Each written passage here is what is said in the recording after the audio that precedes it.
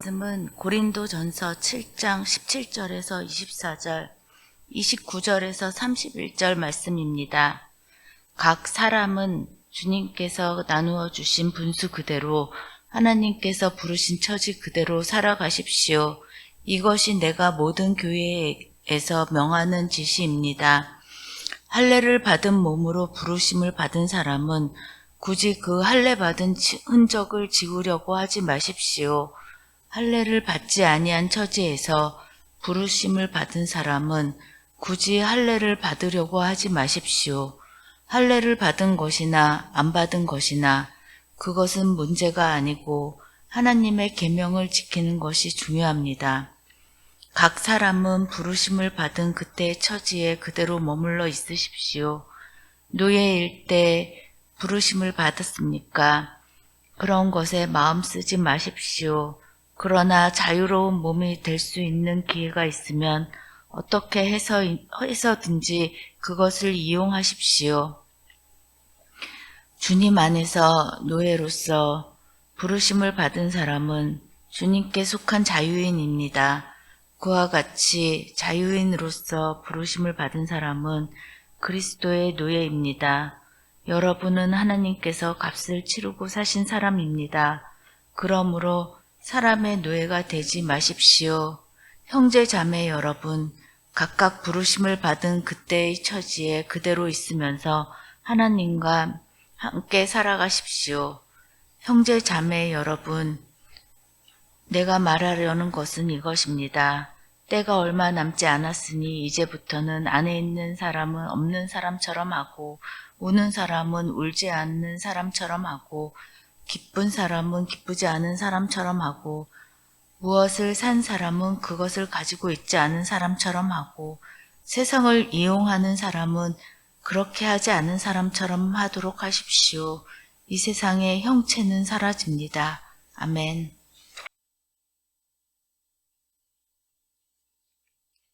나이가 들면 왜 시간이 빨리 가는 것처럼 느껴질까요? 흔한 말로 20대는 20마일, 30대는 30마일, 70대는 70마일로 간다 그러잖아요. 왜 나이가 들면 시간이 빨리 가는 것처럼 느껴질까? 이걸 설명하는 다양한 이론들이 있습니다. 간단히 소개를 드리면, 첫째, 이렇게 주장하는 사람들이 있습니다. 노화에 따라서 생체 시계가 느려지기 때문이다. 또 이런 설명도 있습니다. 기억 능력이 줄어들기 때문이다. 세 번째로 뇌의 작동 속도가 느려지기 때문이다. 네 번째로 새로운 자극에 민감한 쾌락 호르몬의 일종인 도파민 분비가 줄어들기 때문이다. 이런 설명들이 있어 왔습니다. 이렇기 때문에 나이가 들면 시간이 빨리 가는 것처럼 느껴진다는 얘기입니다. 그런데 요즘은 제가 보기에는 이 네 가지를 다 포괄하면서도 조금 더 설득력이 있어 보이는 그런 이론이 나왔다고 합니다.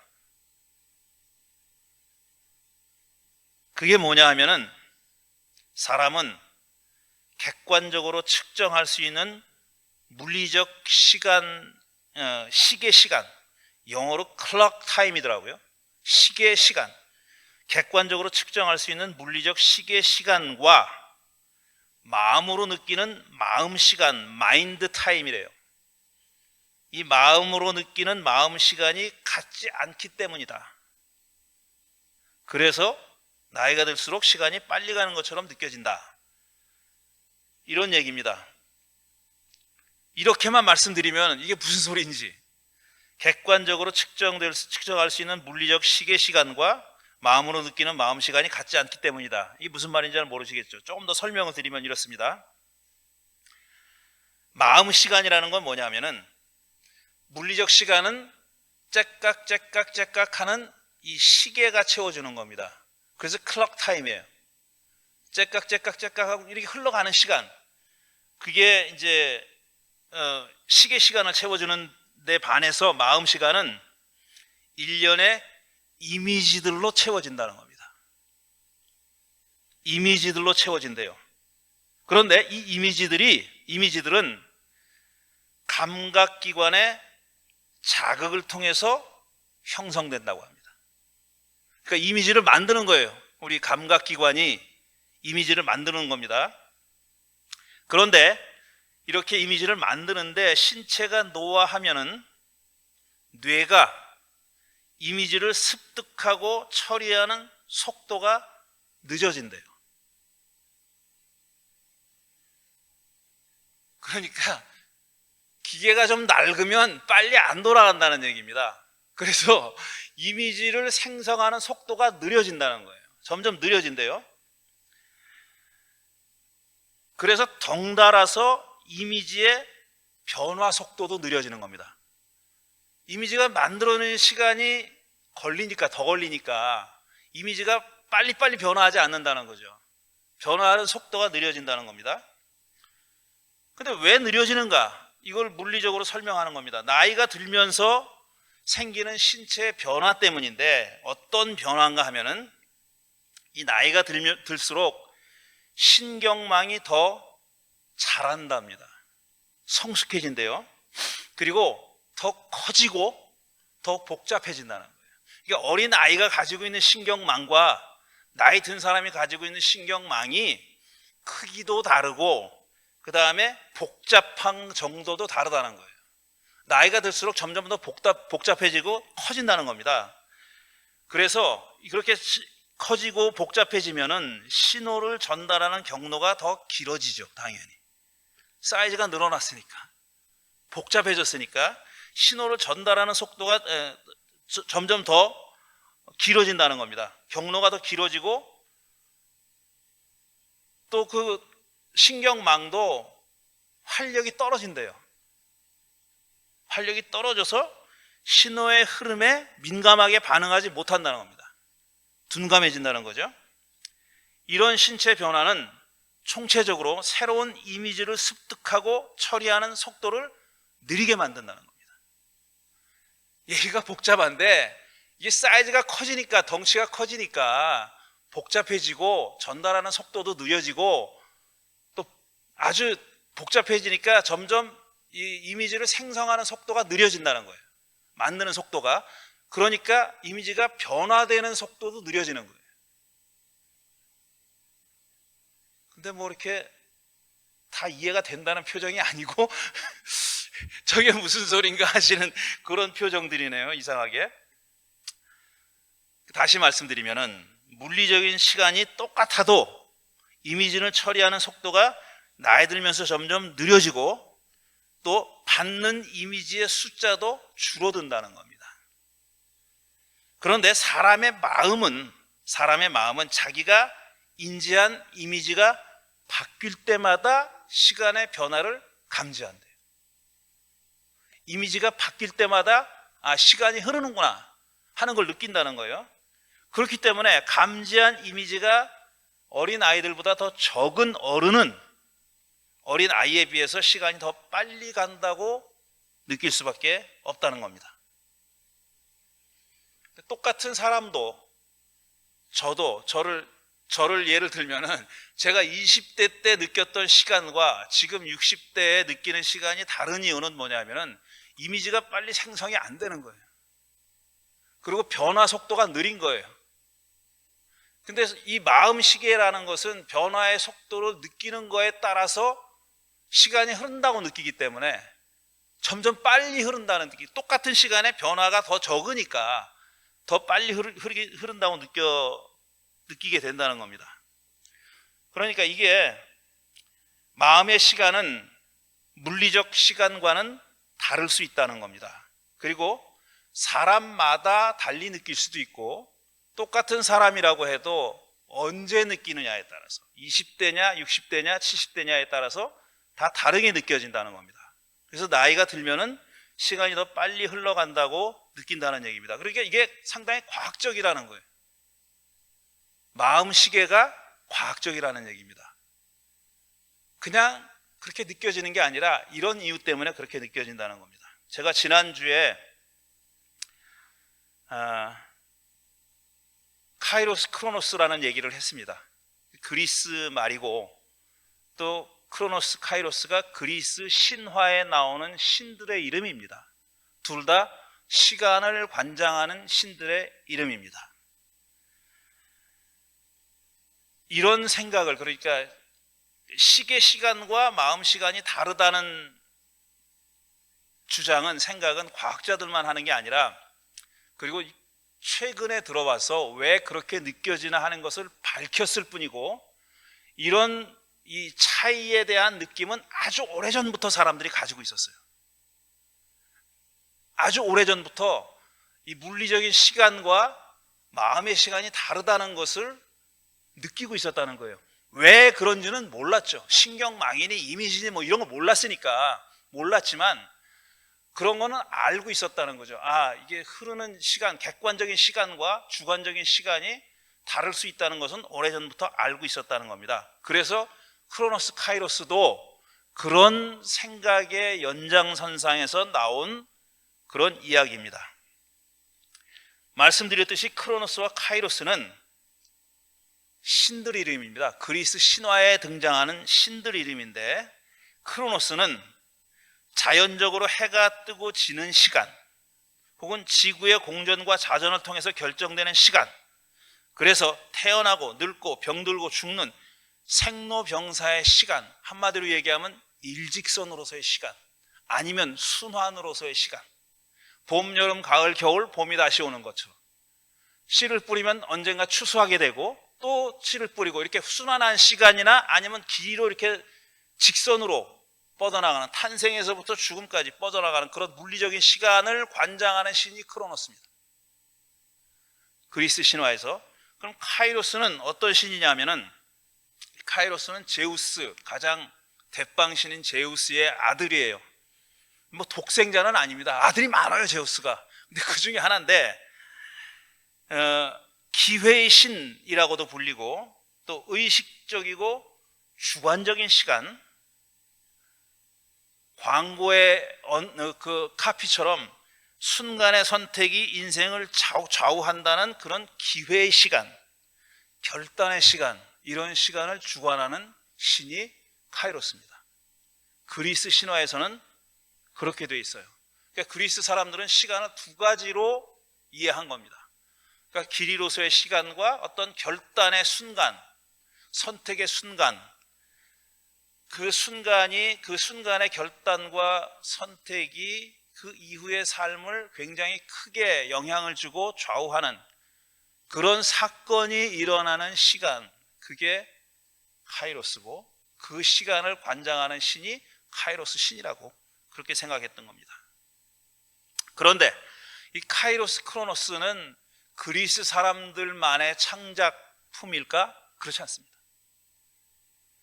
구약 성서에도 보면은 이름이 이렇게 붙어 있지 않을 뿐이지 두 가지의 시간에 대한 인식이 있습니다. 크로노스적인 시간과 카이로스적인 시간에 대한 인식이 드러나 있는 이야기와 구절들이 많이 등장합니다. 창세기 1장 1절부터 등장해요. 맨 처음부터. 창세기 1장 1절이 뭡니까? 한 처음에 하나님이 하늘과 땅을 창조하셨다. 태초에 하나님이 하늘과 땅을 창조하셨다잖아요. 천지를 창조하셨다.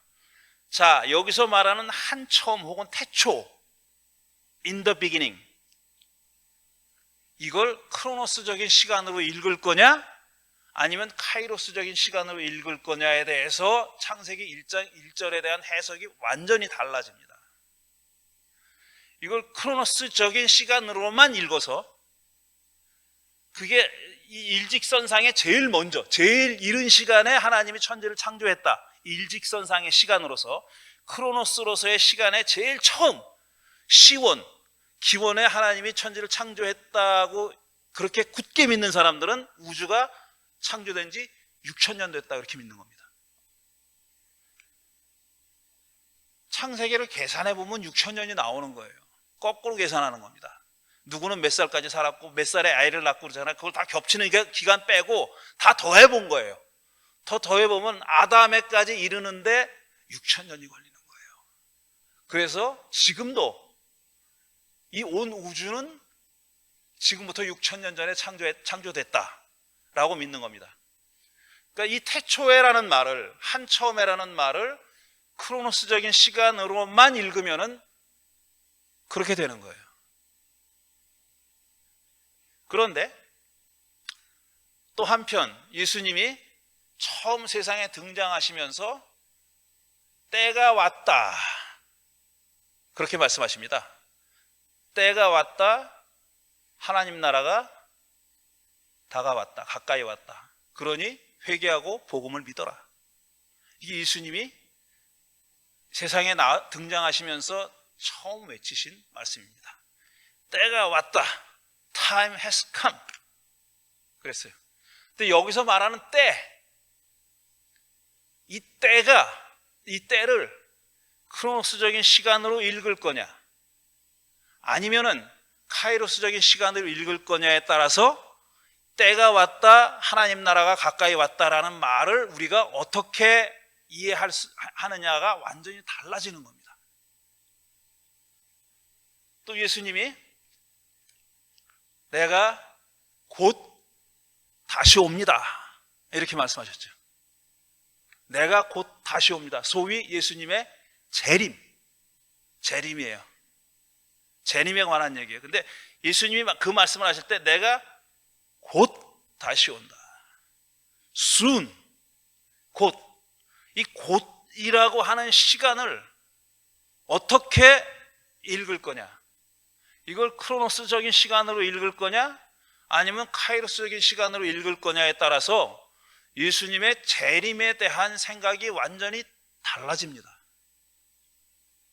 그걸 크로노스적인 시간으로만 읽었던 사람은 날짜를 계산해서 언제 예수님이 오니까 우리가 그걸 다 지금 가지고 있는 거 포기하고 예수님 맞이하러 가자, 이렇게 한 겁니다. 최근에 1992년에 대한민국에서 그런 일이 있었어요. 그날 휴거가 이루어진다 그래가지고 다 뭐 팔아가지고 다 날 따라라 그래가지고 기다렸는데 그냥 지나갔잖아요. 예수님이 말씀하신 곧이라는 시간을 어떤 눈으로 볼 거냐, 어떤 시각으로 볼 거냐에 따라서 완전히 달라지는 겁니다. 이걸 크로노스적인 시간으로만 보는 사람은 예수님이 거짓말했다 그러는 거예요. 곧 온다 그랬는데 2000년이 지났는데 왜 아직도 안 오는 거예요? 이렇게 되는 거예요. 태초에 하나님이 천지를 창조하셨다를 그 태초를 크로노스적인 시간으로 읽는 사람은 6000년이라고 주장하는 거예요. 똑같은 맥락에 있는 겁니다. 예수님이 곧 하나님 나라가 온다고, 때가 왔다. 근데 그 때가 아직도 안 왔잖아. 어디 하나님의 나라가 이루어졌어? 예수님이 새빨간 거짓말쟁이네. 크로노스적인 시간으로만 읽으면은 그렇게 읽히는 거예요. 그 예수님이 거짓말한 겁니다. 저는 아직까지 제가 이렇게 한 50년 동안 크리스찬으로 살았는데 50년 동안 그게 좀 성경을 공부하고 알고 하게 된 후부터는, 그냥 어렸을 때 말고, 어렸을 때는 그냥 하라는 대로 하고 믿으라는 대로 믿고 그러니까 그때 말고 조금 이제 성서가 이런 책이구나, 그리스도교 신앙이라는 것이 이런 거구나 하는 것을 조금씩 알게 된 이후로는 지금 말씀드린 대로 태초, 지금, 곧 이런 말을 카이로스적인 시간으로 그렇게 알아들었습니다. 제가 카이로스라는 말을 모를 때도 이건 그냥 이렇게 느린 시간이 아니야, 느려놓은 시간이 아니야, 이 수평선상에 있는 처음이 있고 끝이 있는 그런 시간을 얘기하는 게 아니다라는 생각을 했었어요. 이거를 성서학자들이 20세기에 실존론적인 해석이라는 이름을 붙였어요. 이름 멋있죠? 실존론적인 해석. 지금 바로 여기서 라는 거예요. Here and now 라는 말이 굉장히 중요한 그런 말이 된 겁니다. 태초에도 here and now고, 지금도 here and now고, 곧도 here and now라는 거예요.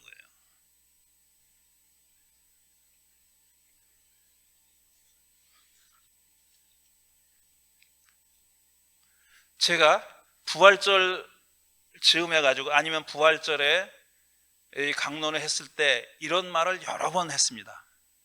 부활을 믿는 믿음이라는 건 선택이다 그랬어요. 그건 어떤 증거로 들이댄다고 안 믿던 자가 믿게 되는 것도 아니고, 내가 증거라고 생각했는데 그게 증거가 아닌 게 밝혀지는 순간 버릴 수 있는 그런 게 아니다. 부활을 믿는 거는 선택이다 그랬어요.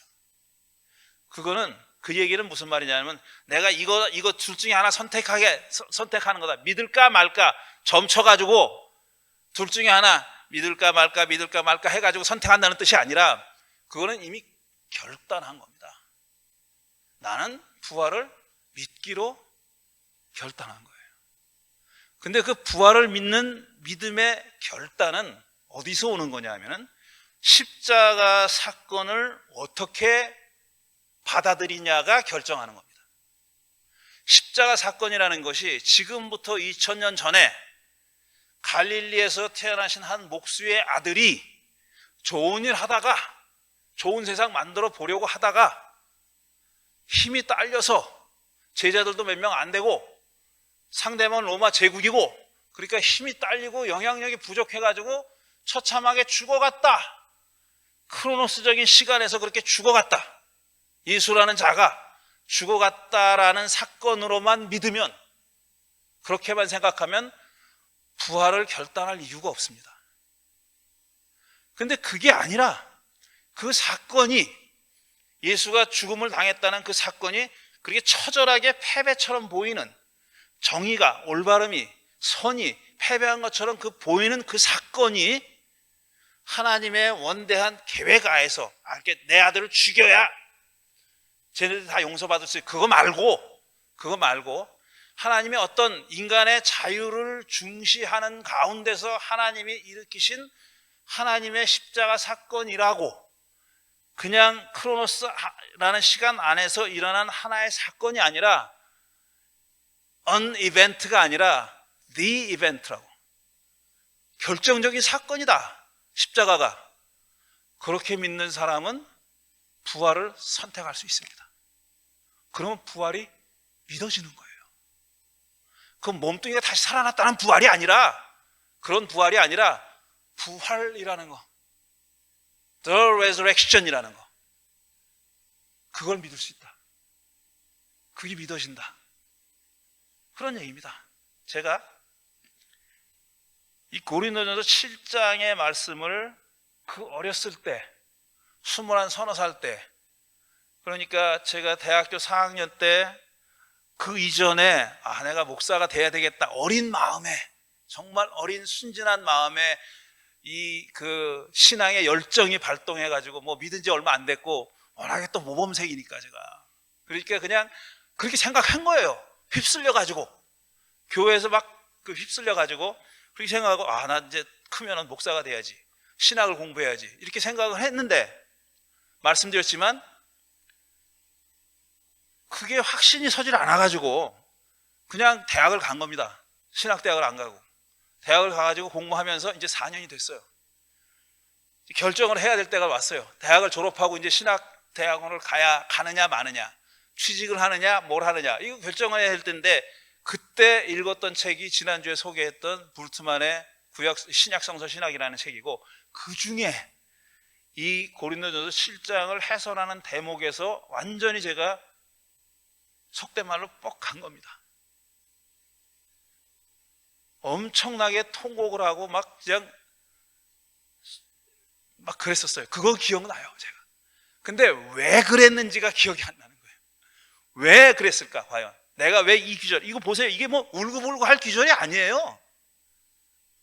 울고불고 할 기절이 아니라니까.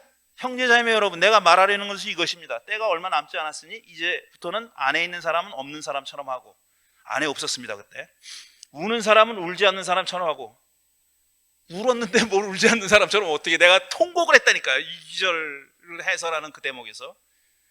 기쁜 사람은 기쁘지 않은 사람처럼 하고, 무엇을 산 사람은 그것을 가지고 있지 않은 사람처럼 하고, 세상을 이용하는 사람은 그렇게 하지 않는 사람처럼 하도록 하십시오. 이 세상의 형체는 사라집니다. 이 기절에 이게 무슨 울 일이에요? 이게 무슨 감동이 있어요? 무슨 말인지 모르겠다 그러면 몰라도 이게 무슨 감동이 있을 귀절이 아니잖아요. 근데 제가 여기서 완전히 뭔 깨달음이 있었는지 모르겠는데 완전히 자빠진 거예요. 그리고 결정을 한 겁니다. 결심을 한 겁니다. 지금 와서 제 기억을 만들어 볼게요. 기억 안 납니다. 저는 기억 안 나는데 이건 것 같아요. 저는 말씀드렸듯이 철이 좀 들고부터는 이게 다 카이로스적인 사건이지 시간을 늘려놓은 게 아니다. 태초 6천년 전 그 말도 안 되는 소리고 곧 온다 그랬는데 안 왔으니까 거짓말쟁이다 이렇게 믿지 않았어요. 이 곧이라는 것은 언제나 일어날 수 있는 거, 언제나 일어날 수 있는 거. 그러니까 마음시계, 말하자면 카이로스, 마음시계적인 사건이다 이렇게 믿었단 말이에요. 근데 왜 제가 기억을 만들어 보자면 내가 왜 그때 그렇게 감동을 했을까? 이건 것 같아요. 내가 지금 말씀드린 대로 이미 온 겁니다. 이거는 나한테 이미 온 거예요. 카이로스적인 순간이 그때 이미 23살, 4살 되기 전에 여러 번 제게 있었어요. 그리고 제가 목사가 되겠다, 신학교를 가겠다고 결정한 것도 그 중에 하나였었어요. 그런데 그 막상 결정을 해야 될 순간이 왔잖아요. 그런데 이미 결정을 내렸고 결정 난 건데도 불구하고 그걸 기다리고 있었던 거예요. 뭔가 다른 카이로스적인 순간이 또 와야 내가 안심하고 결단을 하지. 이런 생각을 하고 있었나 봐요. 이건 만들어낸 기억입니다. 제 만들어낸 기억이에요. 우리 기억은 대체로 만들어내는 거예요. 옛날 일을 다 그대로 일어난 게 기억되는 게 아니에요. 저는 그때 무슨 생각을 했는지 모릅니다. 근데 제가 지금 와서 생각해 보면 이미 결정된 거를 내가 기다리고 있었고 이 귀절을 읽으면서 나는 결정된 거를 알았구나. 더 기다릴 게 없다는 걸 알았구나. 제가 제 심정을 잘 표현하고 있습니까 지금? 잘 표현하고 있는지 모르겠어요. 그랬던 것 같습니다. 이미 내려진 결정인데 그걸 뭔가 또 다른 카이로스적인 사건이 일어나야 내가 안심하고 그 일을 할 수 있겠구나 하는 것을 기다리고 있었던 것 같아요. 제가 그렇다고 무슨 징조를 주십시오, 표징을 주십시오 그렇게 기도한 거 한 번도 한 적이 없어요. 그렇게는 그냥 믿고 있었다고 생각했던 거죠. 그런데 그게 아니었던 거예요. 속에서는 그게 아니었던 거예요. 뭔가 또 다른 표징을 구했는데 이 구절을 읽으면서 그게 필요 없는 거다. 너는 이미 카이로스적인 순간을 여러 번 경험했고 그걸 여러 번 아주 뼈에 닿게 그렇게 느꼈다는 거죠. 그래서 지금 읽어드린 이 구절은 그럼 어떻게 살려는 거냐? 아내가 있는 사람은 없는 것처럼 살아라. 뭘 가지고 있는 게 많은 사람은 없는 것처럼 살아라. 이게 무슨 말인가? 지난주에 말씀드렸듯이 이거는 모든 이 고뇌의 뿌리가 집착이니까 그리스도교가 아니라 불교에서 말하는 것처럼 집착이니까 집착을 버리라 이런 뜻으로 읽을 수가 있어요. 근데 말씀드린 대로 그거는 굉장히 사적인 겁니다. 개인적인 거예요. 바울은 신앙을 개인적인 어떤 사사로운 사건이라고 생각하지 않았습니다. 이게 바울을 이해하는데 제일 잘못 이해하고 있는 거예요. 바울은 내가 단독자로서 하나님 앞에 올바르다는 인정을 받아야 되겠다. 이게 바울의 신학적인 과제가 아닙니다. 그 문제를 해결하는 게 바울의 문제가 아니에요. 바울은 항상 공동체, 집단 이거를 염두에 두고 모든 얘기를 했던 사람이에요. 개인이 그렇게 되는 게 아니에요. 이스라엘을 얘기할 때도 이스라엘 집단을 얘기하는 거고 우리라고 얘기했을 때 우리 그리스도교 공동체를 얘기하는 겁니다. 그리고 고뇌로부터 벗어나려면 집착을 버려라. 그 말도 틀린 말이라고 생각하지 않아요. 그렇지만 바울이 여기서 얘기하는 거는 저는 그것보다는 고뇌는 버려야 되잖아요. 저는 자유롭게 살아라 라는 말로 듣습니다. 물론 자유롭게 살면 실수합니다. 자유롭게 사는 나도 개인적인 욕망이 있고 이기가 있고 에고가 있고 셀피시하죠. 그래서 많은 경우 실수해요. 내가 그 나의 욕망을 제어하지 못하고 자유를 엉뚱한 데 쓰기도 합니다. 그래도 바울 얘기는 그래도 그게 무언가의 속박이 되어서 사는 것보단 낫다, 훨씬 낫다라는 겁니다. 그거는 인간에 대한 신뢰예요. 저는 인간에 대한 신뢰보다 신앙에서 중요한 게 얼마나 될까 이렇게 생각합니다. 하나님이 우리를 믿어주셨습니다. 이게 첫 번째예요. 하나님이 인간이란 놈들 내가 못 믿겠어. 그럼 상대 안 하죠. 종교가 시작되고 그리스도교의 가장 밑바닥은 뭐 예수 그리스도 뭐 대성 뭐 이런 것보다 제일 중요한 건 뭐냐면은 신이 우리를 근본적으로 신뢰하고 있다는 겁니다. 믿어주고 있다는 거예요. 우리가 암만 초라하게 살아도 암만 욕심 부리면서 살아도 근본적으로는 하나님께서 우리를 신뢰하고 있다는 거예요. 그러니까 자유롭게 살 수 있는 거예요. 저는 그렇게 봅니다. 부정적으로 어떤 고뇌에서 벗어나기 위해서는 집착을 버려라 이게 아니라 자유롭게 살아라.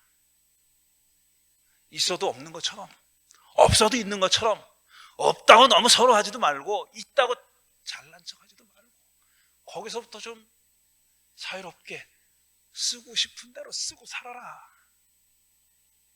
그대들이 가지고 있는 모든 것을 쓰고 싶은 대로 쓰고 살아라. 욕심을 부릴 때도 있죠. 제가 늘 들은 얘기지만 내 주머니에 100불이 있으면 그걸 뭐 했을 건가? 그럼 내가 결정하는 거예요. 맛있는 거 한번 사 먹어야지 할 수도 있고, 길 가다가 마음이 동해가지고 노숙자한테 줄 수도 있고, 그 다음에 마음의 양식을 얻어야지 책을 사볼 수도 있고 할 수 있어요. 그건 내가 선택하는 거예요. 내가 한번 잘못 선택했다고 좌절할 필요는 없습니다. 나에겐 또 기회가 있어요. 왜냐면 난 자유로우니까. 그리고 그 자유를 저분이 믿어주시니까 저는 그렇게 봅니다. 이 말이 틀렸어도 할 수 없어요. 그렇게 얘기했으니까 제가 그렇게 얘기했으니까 할 수 없어요. 저는 자유로워지라는 말로 그렇게 있습니다.